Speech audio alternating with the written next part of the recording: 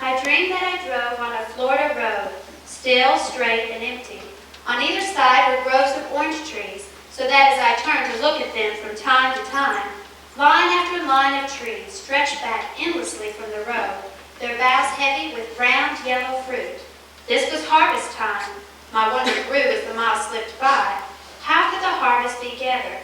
Suddenly I realized that for all the hours I had driven, and this was how I knew I must be dreaming, I had seen no other person. I was alone in a forest of orange trees. But at last I saw some orange pickers, far from the highway, almost on the horizon, lost in the vast wilderness of unpicked fruit. I could discern a tiny group of them working steadily, and many miles later I saw another group. I could not be sure, but I suspected the earth beneath me was shaking with the laughter at the hopelessness of their task. Yet the pickers went on picking. The sun had long past its setting, and the shadows were lengthening. Then, without warning, I turned the corner of the road to see a notice, leaving neglected county, entering home county. The contrast was so startling that I scarcely had time to take in the notice. Orange groves were still here, but now, far from being silent and empty, they were filled with the laughter and singing of a multitude of people. Indeed, it was the people I noticed rather than the trees, people and houses. I parked the car at the roadside and mingled with the crowd. Everyone seemed so fresh and poised and gay. Excuse me, but isn't it a holiday? You're not from around here, are you? No. This is Orange Day. We devote one day of the week especially to orange picking. But don't you pick oranges every day? One may pick oranges at any time, and one should be ready to pick oranges all the time. But it's good to set aside one's labor for one day and pick oranges just on that day. Most of the people were carrying a book, bound beautifully in leather and edged and lettered in gold. I was able to discern on the edge of them the words Orange Picker's Manual. By and by, I noticed around one of the orange trees, seats had been arranged, rising upwards in tiers from the ground. The seats were almost full, but just as I approached the group, a smiling, well-dressed gentleman shook my hand and conducted me to my seat. There, around the foot of the orange tree, I could see a number of people. One of them was addressing all the people on the seat, and just as I got to my seat, everyone rose to his feet and began to sing.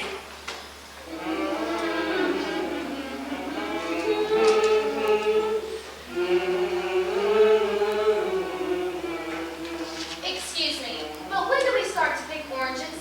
Just any time now. We like to get warmed up a bit first and make the oranges feel at home.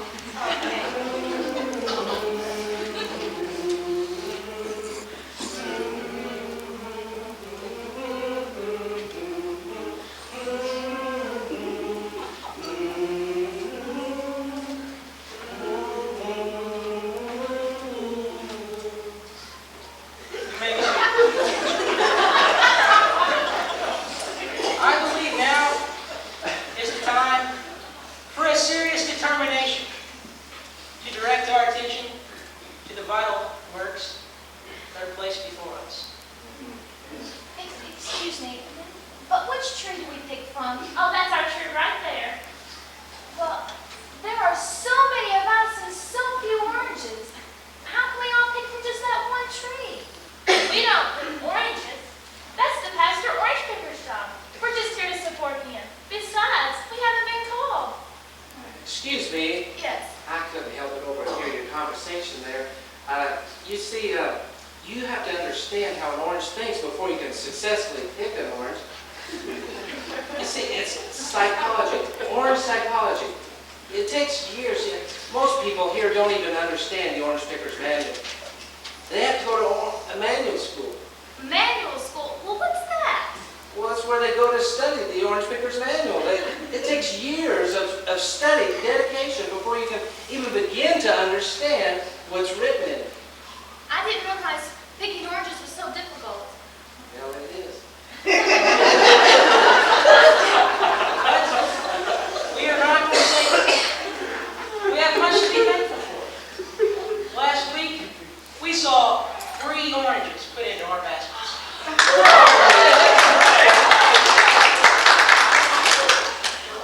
And we are now debt-free of the money we owe on the cushion of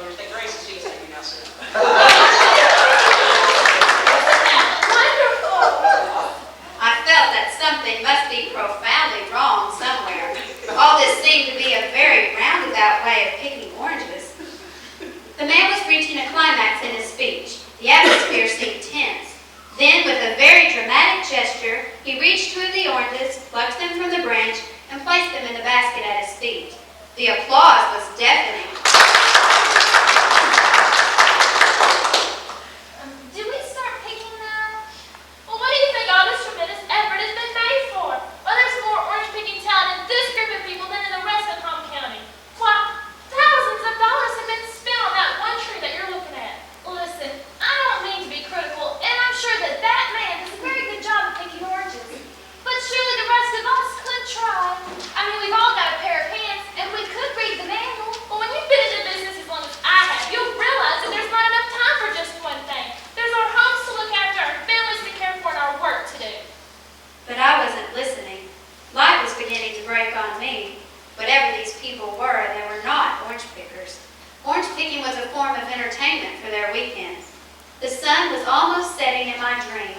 Growing tired of the noise and activity all around me, I arose from my seat and began to walk along the road I had come. Soon all around me again were the vast and empty orange groves. But there were changes. Something had happened in my absence. Everywhere the ground was littered with fallen fruit. And as I watched, it seemed that before my eyes the trees began to rain oranges. Many of them lay rotting on the ground. I felt there was something strange about it all, and my bewilderment grew as I thought of all the people in Home County. Then, booming through the trees, there came a voice which said, "The harvest truly is plenteous, but the laborers are few. Pray ye therefore the Lord of the harvest, that he will send forth laborers." And I awakened.